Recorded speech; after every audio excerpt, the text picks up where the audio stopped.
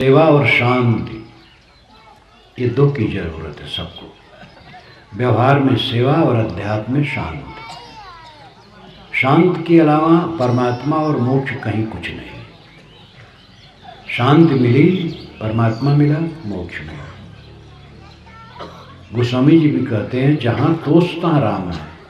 राम तोष नहीं वेद, तुलसी पे कहत नहीं सहत विविध विदिखे। जहाँ संतोष है वहाँ राम है। राम कहीं खोजने से मिलेगा? संतोष आ गया तो राम मिल गया। राम और संतोष में भेद नहीं। परोक्ष की बात कहते कहते पूरी दुनिया भटक गई है, सुनते सुनते। अलग भगवान खोजने की बात, ये हबिस बढ़ी है 2500 वर्षों से। वेदों में, उपनिषदों में, शास्त्रों में परमात्मा अलग खोजने के लिए नहीं कहा गया है, और न उसके दर्शन होते कहीं का। जो अध्यात्म की पुस्तकें हैं, वैदिक उपनिषदें और शास्त्र, कहीं भी नहीं लिखा है कि परमात्मा के दर्शन होते हैं, कोई परमात्मा मिलता है। दर्शन तो दृश्य का होता है, दृश्य रूप है। श्रुति कहती है, ये चक्षुषा न पश्यति येन चक्षुंष पश्यति तदेव ब्रह्मत्वं विद्य नेदम यदमुपास्ते। यत चक्षुषा न पश्यति, जिसे आंखें नहीं देख सकती, येन चक्षुंष पश्यति, किंतु जिसके द्वारा आंखें देखने में समर्थ होती है, तदेव ब्रह्मत्वं विद्य, उसे ही तो ब्रह्म जान। नेदम यदमुपास्ते, आंखों से देख करके जिसकी तो उपासना करता, वो ब्रह्म नहीं, वो तो रूप है। यद वाचा नभ्युदितम येन वाग्यभ्युदिते तदेव ब्रह्मत्वं विद्य नेदम यदमुपास्ते। जो वाणी से नहीं कही जा सकती है, किंतु जिसके द्वारा वाणी उच्चरित होती है, उसी को तो ब्रह्म जान। वाणी से जिसकी तो उपासना करता, वो ब्रह्म नहीं है। ऐसे सभी इंद्रियों के लिए कहा गया। गोस्वामी जी ने उसको कहा, देखी सुनी गुनी मनमाही मोहमूल परमारथ नाही। बीच बीच में गोस्वामी जी ने वो बात कही है। लेकिन 2500 वर्षों से महाकाव्यों में और पुराणों में इसकी बही आई भगवान को देखने की। उसमें भी कारण है। बुद्ध और महावीर, ये दो महान पुरुष हुए, वैराग्यवान, ज्ञानी और निर्मल, प्रपंच रहित, कर्म कांड से रहित। तब तक पंडित लोग स्वाहा स्वाहम खाली लगे थे, बड़े बड़े यज्ञ करवाते थे राजाओं से और सेठों से, और उससे धन प्राप्त करते थे और दिलासा देते थे कि पुत्र मिलेगा, धन मिलेगा, राज्य मिलेगा, दुश्मन पर विजय होगी। और वेदों में ही ये सब बात आती है कि ऋषि स्वयं थक गए थे कि कुछ होता नहीं, न पुत्र होता है, न धन होता है, न विजय होती है। ये पंडितों का पेट धंधा है। इसलिए ऋषि ही वितृष्णा में पड़ गए थे यज्ञों के। धीरे धीरे यज्ञ ठंडे हो गए आगे चलकर। उसी काल में तथागत बुद्ध महावीर हुए, जिन्होंने ज्ञान की बात बताई। तुम पशु मार करके हवन करते हो। आजकल हवन तो ऐसा नहीं होता है। पहले ज़माने में पशु मार कर हवन किया जाता था। अश्वमेध यज्ञ जिसको कहते हैं, बड़ा पापनाशक। एक हैकड़ी थी। कोई राजा जो बलवान होता था, घोड़ा छोड़ता था। घोड़ा छोड़ने पहले एक बकरा मारा जाता था घोड़ा स्नान करते समय, और घोड़ा सजा करके आगे रखा जाता था। सेना चलती थी। यहाँ से गए मानो दुर्ग का राजा स्वीकारे तो टैक्स दे और अधीन हो, नहीं तो लड़े। ऐसे तमाम राजाओं से लड़ाई, उनको अपने बस में करना, ये है कड़ी।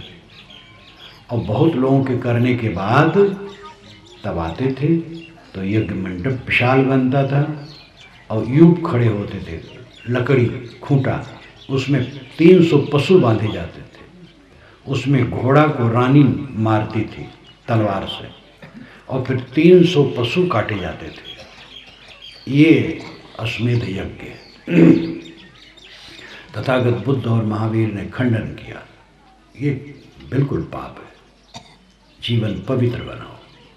उनके सदाचार से और ज्ञान के उपदेश से समाज में परिवर्तन आया। लेकिन पंडितों का पेट धंधे पर जब चोट पड़ती है तो लोग भभक पड़ते हैं। तो पंडितों ने बुद्ध महावीर को नास्तिक कहा, और फिर नास्तिक कहने से तो क्या होगा, उनका व्यवहारिक था बुद्ध महावीर का, सदाचार, ज्ञान, विचार, अहिंसा। एक बार बुद्ध जा रहे थे घूमते घूमते, और कई सौ बकरे ले जाए जा रहे थे यज्ञ में काटने के लिए। तो वे स्वयं उसके साथ चले गए राजा के पास। राजा से कहे कि बकरों की अपेक्षा मनुष्य तो श्रेष्ठ है, मुझे मार दीजिए, ये निरीह बकरों को क्यों काट करके पुण्य अर्जित करना चाहते। तो राजा मान गया। ऐसा परिवर्तन हुआ।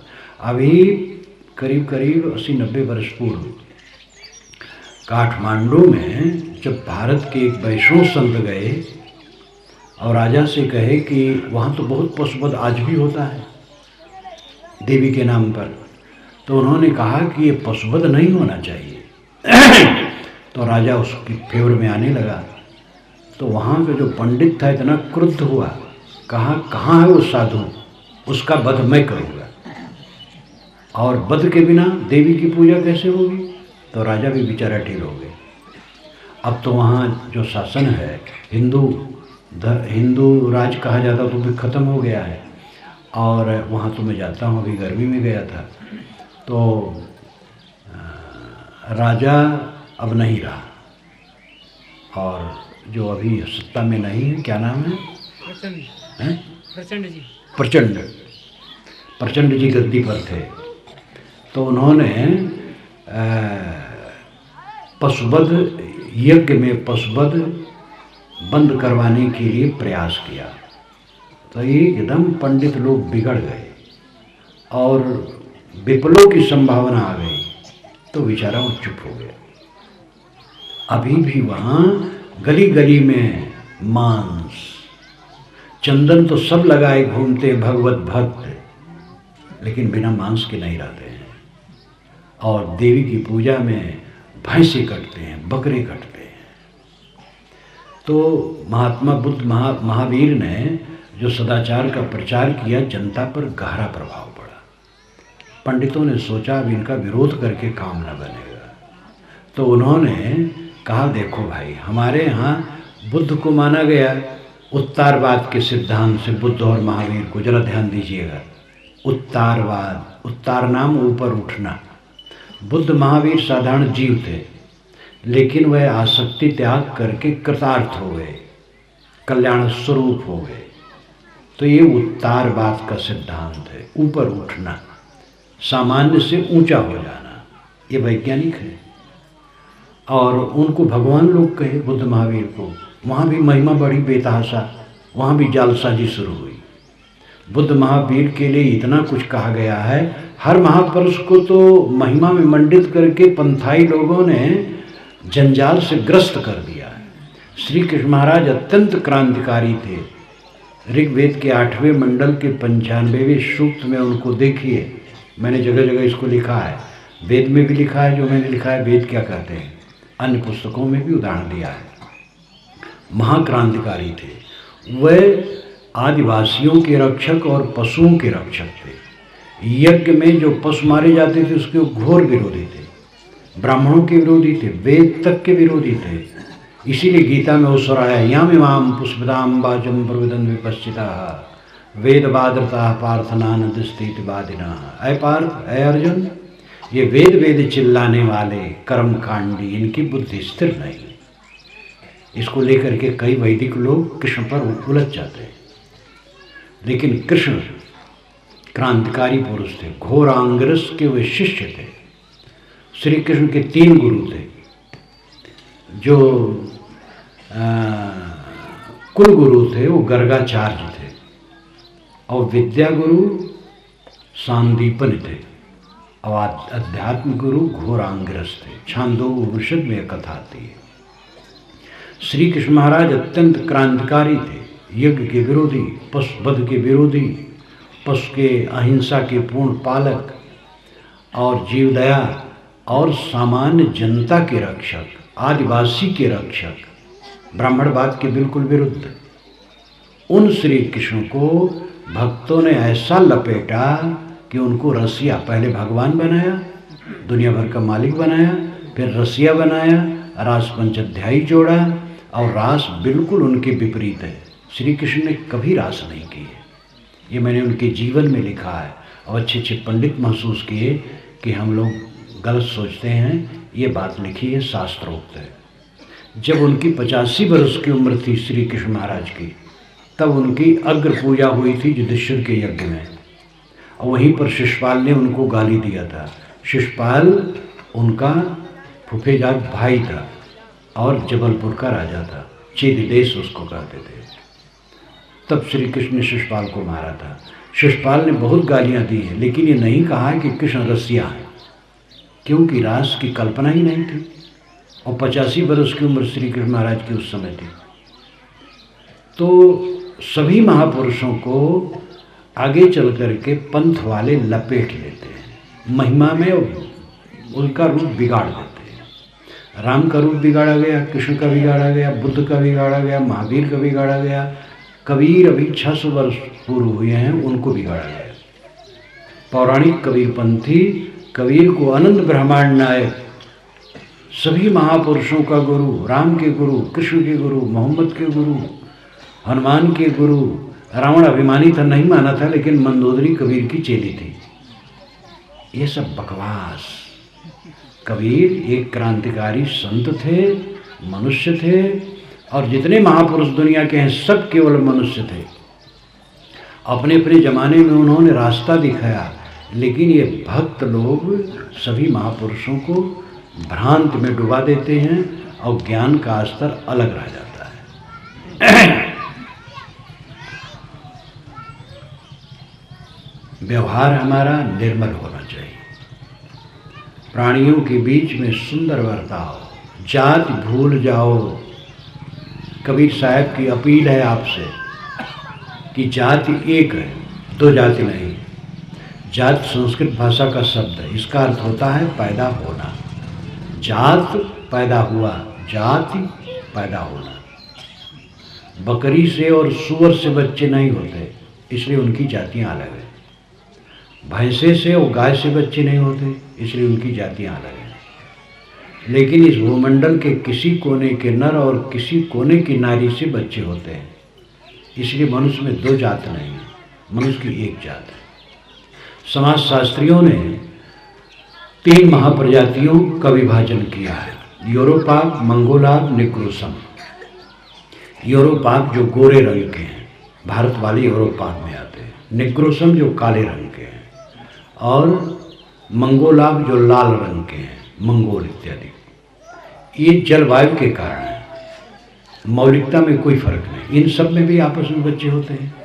मानव की एक जाति है।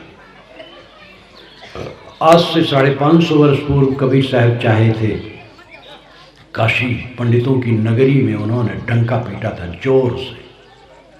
उन्होंने कहा, काको कहिए ब्राह्मण शूद्र। कौन ब्राह्मण शूद्र है? झूठे गर्भ भलो मत कोई, हिंदू तुरुप झूठ कुल दोई। हिंदू तुरुप कुल झूठा है, मानो सच्चा है। उस जमाने में जब मुसलमानों का राज था और उधर धर्म के क्षेत्र में पंडितों का राज था, दोनों को डरे नहीं। उन्होंने कहा, मानव मात्र समान, सभी मनुष्य का समान अधिकार सभी दिशाओं में होना चाहिए। जो जिसके योग्य हो आगे बढ़े, प्रतिबंध न हो, ये कबीर साहब चाहते थे। और कोई किसी को अछूत न कहे, ये वो चाहते थे। उन्होंने कहा पंडितों से, और के छे ले तो छींचा, तुमसे कहो कौन है नीचा। और के छूने से तुम पानी छिड़कते हो और मंत्र पढ़ते हो, ओम अपवित्र अपवित्र, तुमसे कौन नीचे। इतना जोर से उन्होंने फटकारा था। कोई किसी को अछूत न कहे और सभी मनुष्यों का समान अधिकार सभी दिशाओं में हो। जो जैसी योग्यता रखे ऐसे पद पर पहुँचे, ये कबीर चाहते थे। और उनकी चाहना, उनकी इच्छा भारत आज़ाद होने पर कानून के रूप में बदल गई। ये कबीर का प्रयास सफल हुआ। उसके साथ सहयोग किया समाज ने, व्यवस्था ने, अर्थव्यवस्था ने, विज्ञान ने, लेकिन जो कबीर चाहते थे वो हो गया। आज 60 वर्ष से ये कानून है भारत में कि जिसको आप मेहतर कहते हैं उसका बच्चा भी प्रोफेसर हो सकता है, कमिश्नर हो सकता है, और होते हैं, सभी दिशाओं में जाते हैं, कोई रोक नहीं सकता है। वर्ण व्यवस्था के अनुसार आज भी ऐसे भी राजनेता हैं जो कहते हैं जब फिर से वर्ण व्यवस्था आएगी तब हिंदू का उद्धार होगा। इसका मतलब है जितने साहू, यादव, कुर्मी इत्यादि अध्यापक हैं उनको खारिज कर दिया जाएगा, क्योंकि पढ़ा नहीं सकते हैं, पढ़ भी नहीं सकते हैं। ब्राह्मण पढ़ और पढ़ा सकता है, क्षत्रिय और वैश्य केवल पढ़ सकता, पढ़ा नहीं सकता है, और इनके अलावा तो कोई न पढ़ सकता है न पढ़ा सकता है। ऐसे राजनेता आज भी हैं जो कहते हैं जब वर्ण व्यवस्था फिर से आएगी तब भारत का उद्धार होगा। ऐसे लोग इतने डूबे उनको कुछ नहीं दिखाई देता है, अपनी आंख के सामने ही उनको नहीं दिखाई देता है। वर्ण व्यवस्था की कोई ज़रूरत नहीं, मनुष्य व्यवस्था की ज़रूरत है। मनुष्य 5 प्रकार के हैं, ज्ञानी, शासक, व्यवसायी, श्रमिक और शिल्पी। ये 5 वेदों में बारंबार आता, पंचजना, और पंचजन का आदर है। पंचजना, पंच इमिरी जना, ऋग्वेद के मंत्र का अंश है। पंच इमिरी जना, पंचजना एमिरी, एमिरी नाम हवन करना, पंचजन हवन करते हैं। ब्राह्मण हवन करता है और शासक हवन करता है, क्षत्रिय, और वैश्य हवन करता है, शूद्र हवन करता, अति शूद्र हवन करता है, सभी हवन के अधिकारी हैं। पंचजन में सायणाचार्य ने भाष्य करते हुए लिखा है ब्राह्मण, क्षत्रिय, वैश्य, शूद्र और अति शूद्र, ये पंचजन है। मैंने अपने वेद में नाम दिया है ज्ञानी, शासक, व्यवसायी, शिल्पी, श्रमिक, और ये पूरी दुनिया में सब समय 5 वर्ग के लोग होते हैं। इसमें कोई छूत अछूत नहीं होता है। एक ही घर में एक प्रोफेसर है, वो ब्राह्मण है, और एक नेता है, वो क्षत्रिय है, एक दुकान रखता है, वो व्यवसायी है। इसी प्रकार कोई नौकरी करता है, मजदूरी करता है, वो श्रमिक है। कोई किसी कला में है, वो शिल्पी है। तो उसमें छूत अछूत कौन है? छूत अछूत बिल्कुल भूल जाओ। जात पूछ करके किसी की इज्जत मानने की बात भूल जाओ। और ये दोष केवल ब्राह्मणों का नहीं है, आप सबका है। सब एक दूसरे को नीच मानने के चक्कर में पड़े रहते हैं। किसी से जात में पूछो, विवाह शादी करना हो लड़के लड़की की तब पूछ लो। अगर आप अंतरजातीय शादी मानते तो उसमें भी पूछने की जरूरत नहीं। अंतरजातीय शादी नहीं मानते तो पूछ लो। आजकल अंतरजातीय शादी बढ़ रही है। मुझसे पूछो तो मैं इसमें राय नहीं देता हूँ, आप लोग जाने। एक लड़के ने मुझसे पूछा था पत्र दे करके, कॉलेज के लड़के ने, कि आप अंतरजातीय शादी मानते हैं कि नहीं। तो मैंने उसको उत्तर दिया था कि मैं शादी ही नहीं मानता हूँ। तो इसलिए इस चक्कर में क्यों पड़ूं? ये आप लोग जाने। अंतरजातीय शादी करें या न करें आपका विचार है। लड़की लड़का शादी करना है तो आप अगर अंतरजातीय शादी नहीं मानते तो पूछ लीजिए। और हर्ष में पूछने की क्या जरूरत है? कोई आया है, मिला है, कौन जाति के हो, देख नहीं रहे हो मनुष्य। प्रेम का बर्ताव करो, सबके साथ प्रेम का बर्ताव। मैंने कहा था सेवा और शांति ये सबको चाहिए। व्यवहार है सेवा करना। पत्नी, पति, पुत्र, पिता, भाई, सगे संबंधी, नात गोत, इष्ट मित्र, समधी लम्धी, जहाँ तक संपर्क है मनुष्य का, एक दूसरे के प्रति सेवा भावी हो, हरने की चेष्टा ना हो। यहाँ तो लूटने की चेष्टा, धोखा देने की चेष्टा है, दूसरे के सुख को देख करके जलने की भावना। कितने लोग जब दूसरे कुशल पूछते हैं तो ये चाहते हैं कि बतावें कि दुखी हैं तो थोड़ा मन खुश हो। मैंने पूछा को भैया कुशल मंगल? नहीं भैया बहुत दुख बीमारी है। तो मुझे आनंद आ गया। कितना पाप है। अपनी गहराई में उतर के देखो कि आपके अंदर में कितना बड़ा पाप है। किसी का दुख देख करके अगर सुखानुभूति होती है तो ये गहरे में पाप है। दुख देख करके संवेदनशील हो, सेवा परायण हो। सेवा में सहनशील होना जरूरी है। जो जितना सहनशील होगा उतनी सेवा कर सकेगा, जो सहनशील नहीं होगा वो सेवा नहीं कर सकता। घर का मालिक और मलकिन सहनशील होते हैं तो घर को ठीक चला सकते हैं। और वो ये न माने कि हम मालिक और मलकिन हैं, माने कि हम सेवक हैं। मालिक भूल करके भी अपने को मत मानो, गुरु भी अपने को सेवक माने। गुरु ये न माने कि इसमें सबके ऊपर हो, मैं भी सेवक हूँ। सेवा सबसे सेवक धर्म कठोरा, सिर भर जाओ उचित असमोरा, सबसे सेवक धर्म कठोरा। जब भरत जी रथ छोड़ दिए, गंगा के पार जब गए राम को मनाने के लिए, तो उनके पैर में छलके पड़ गए। लोगों ने कहा रथ पर बैठ जाओ, कहे ना। यहाँ पर राम श्रृंगवेरपुर में ही रथ छोड़ दिए थे और नौका से उतरे थे, तो वे दिन भर चले थे तब भरद्वाज के आश्रम पर पहुँचे थे।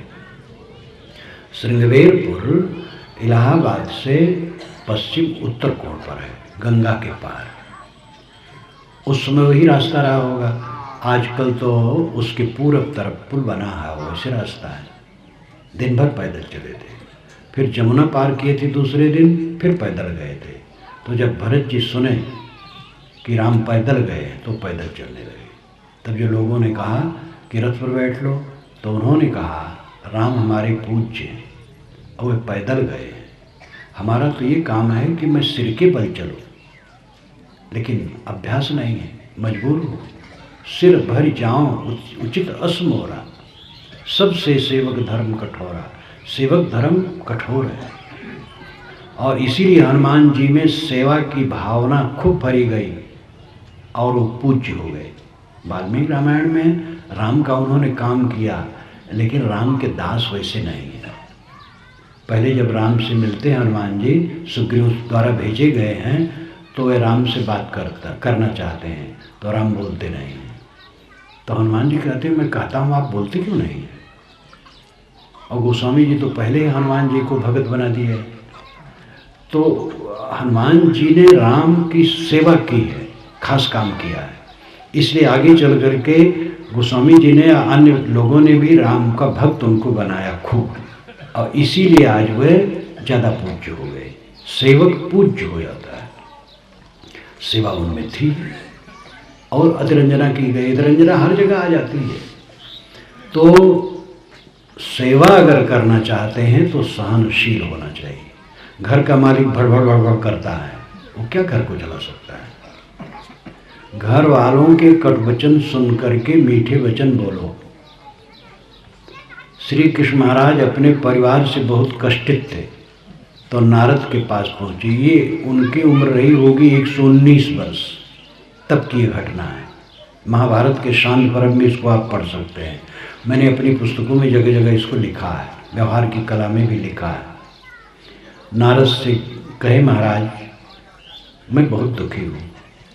जो समझदार न हो, इंद्रिय संयमी न हो, मित्र न हो, उससे अपनी गुप्त बात नहीं कहनी चाहिए। आप लोग भी ध्यान दीजिए, गुप्त बात उससे कहें जो मित्र हो, मित्र होते हुए समझदार हो, समझदार होते हुए भी संयमी हो। महाराज आप सब कुछ है, इसलिए मैं कहता हूँ, मैं गृह कलह से पीड़ित हूँ। मेरे परिवार वाले ऐसे ऐसे वचन बोलते हैं कि मेरा हृदय जलता रहता है। नारद ने कहा कि देखो कृष्ण, एक दुख ऊपर से आता है, एक दुख भीतर से आता है। आपका दुख भीतर से है। आपने कंस मामा को पहले मारा, फिर शिशुपाल फूफीजात भाई को मारा, और कंस को मारने से कंस की दोनों पत्नियां विधवा हो गई। वह जरासंध की पुत्री थी, मगध नरेश की, जो महाप्रतापवान था, उनसे विग्रह चला।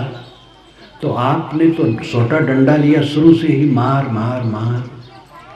अब बच्चे सब मारकू हो गए, सीख लिए लड़ाई। अब लड़ाइयाँ बाहर खत्म हो गई तो कहाँ लड़ाई, आपस में लड़ेंगे। जो अपने बच्चों को लड़ना सिखाएगा, पहले वे दूसरे से लड़ेंगे, तब आपस में लड़ेंगे। ये तो आपका बनाया है, इसलिए आप अब ध्यान दीजिए। अनायसेन शस्त्रेण मृदना हृदय छदा जिह्वा मुद्धर सर्वेशाम पर मृत्यान मृज। ऐसी तलवार बनवाओ जो लोहे से न बनी हो और उससे सबकी जीभ काट लो। ये अलंकारों में कहा गया है। वो कौन सी तलवार है जो लोहे से नहीं बनती है? मीठा वचन। जो आपको कटुक है उससे भी मीठा बोलो। और परिवार वालों पर एक दृष्टि रखो। किसी बच्चे पर ज़्यादा अनुराग, किसी से कम, तो ये विष पैदा करेगा। एक बहू को ज़्यादा मानते हैं, एक बहू को कम, तो जहर पैदा होगा। परिवार में सब पर दृष्टि। 4 भाई हैं, एक मालिक है, वो चुपके पैसा अलग करता है। ये अपने परिवार को नष्ट कर रहा है। परिवार की पूरी संपत्ति ट्रस्ट की है और परिवार के सभी लोग ट्रस्टी हैं। मालिक जो है वो सेवक है और समझे कि एक पैसा भी मेरा अपना नहीं है। सब कमाएं, खाएं और मिल बांट के रहें, खाएं और रहें, प्रेम से रहें। जब कभी बंटवारा हो तो बराबर बराबर बांट लिया जाए, इसमें सुख है। जो चालाकी से छिपाते हैं वे परिवार में जहर होते हैं। कितनी माताएं हैं, उनके नैहर से लड्डू आ गए तो जल्दी से छिपा करके अपने लिए, अपने पति के लिए, अपने बच्चे के लिए रख लेंगी, तब घर में देंगे। और लड्डू से कोई कल्याण नहीं होगा और ये व्यवहार को बिगाड़ेगा। एक बहू तो अपने पति की थाली में घी डाल दे बराबर, और भाई लोग जान गए, थाली बदल गई तो दूसरे ने कहा भैया तुम्हारी थाली हमारे पास आ गई। कहे थाली में फर्क है? कहे हाँ फर्क है।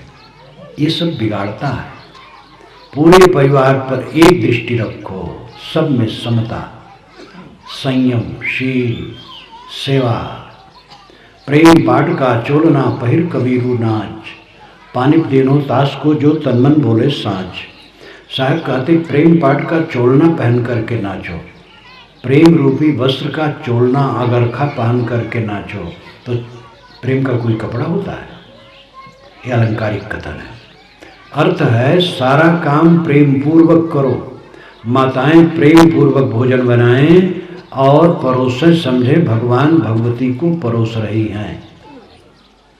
और गुस्सा में थाली ले जाकर के पटक दिलो खाओ, तो ये भक्ति नहीं है। सबको भगवान भगवती समझो।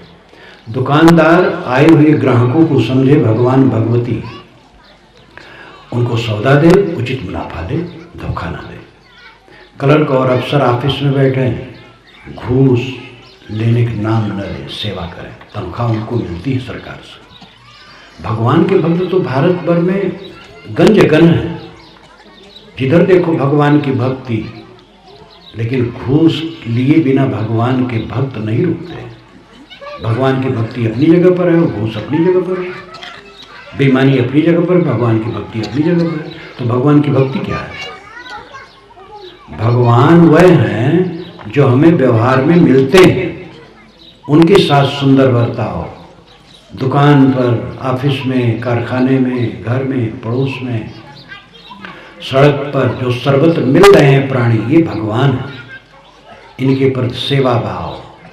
किसी को मन वचन कर्म से सपने में भी धोखा देने की चेष्टा न करो, सेवा करो। सेवा ये व्यवहारिक क्षेत्र का फल है। दूसरा है अध्यात्म। आदमी चाहे जितनी उपलब्धि कर ले, सब थोथा, सब दिखावा, सब झूठ है। अंत में झूठ होकर रह जाता है। साहब ने कहा झूठ झूठा कह डारू मिथ्या यह संसार, ते कारण मैं कहता हूँ जाती हुई उबार। जो कुछ तुम्हें मिला है झूठा समझो और मोह छोड़ दो। मैं इसलिए कहता हूँ जिससे तुम्हारा उद्धार हो जाए। तुम इसी में धंसे हो। क्या हमारे बाबे दादे के सब झूठ हुआ कि नहीं हुआ? हमारे मित्रों का झूठ नहीं हुआ? दिल में जो दिल बन के धड़के गए तो न देखा जरा मुड़ के। जो दिल में दिल बन के धड़कते थे, जब वे गए तो मुड़ के देख न सके। यदपते क्वागता मथुरापुरी रघपते क्वागतोत्तर कौशला इत विचिंत मनः कुर्सु स्थिरम नस्दिगम जगतित्येव धारे। यदपत श्री कृष्ण महाराज के मथुरा का ऐश्वर्य कहाँ गया? रघुपत श्री रामचंद्र जी के उत्तर कौशल का ऐश्वर्य कहाँ गया? आप लोग अपना विचारिए, किसी का क्या रहता है। देखो इतनी मूर्तियां यहाँ बैठी हैं नर नारी की, सब केवल माटी है। जो हम देखते वो माटी है। जो इसमें रत्न है आत्मा, वो अदृश्य है, उसमें तो मोह नहीं बनता है। और जिसमें हम मोह बनाते वो केवल माटी है। मकान माटी है, कपड़े माटी है, रुपए पैसे माटी है, फर्नीचर बर्तन माटी है, जो दृश्यमान सब माटी है। इस माटी को माटी की तरह देखो और व्यवहार व्यवहार की तरह करो।